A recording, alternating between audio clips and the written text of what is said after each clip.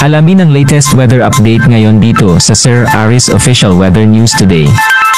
Nakikita natin patuloy pa rin yung pag-iral ng southwest monsoon o habagat sa ating bansa na siyang magdadala pa rin ng mga pagulan particular na nga dito sa may kanurang bahagi ng Luzon, ng Visayas at gayon din dito sa may Mindanao. Nakikita natin this week, mababawasan na po yung mga malalakas sa mga pagulan na naranasan natin particular na nitong weekend, lalo na itong bagyong si Bising ay papunta na po na may international ni Madanas ay patungo na dito sa may bahagi po ng mainland China at inasahan nga natin na ito ay tuluyan humihina at magiging isang low pressure area na lamang. Dahil doon ay hihina na nga rin itong habagat na nakakapekto sa ating bansa. Sa ngayon din, wala tayong minomonitor na anumang low pressure area sa loob at labas ng Philippine Area of Responsibility. So wala po tayong bagyo ngayon sa loob at labas din ng Philippine Area of Responsibility. Bagamat makararanas pa rin ng mga thunderstorms sa hapon hanggang sa gabi ang malaking bahagi ng ating bansa.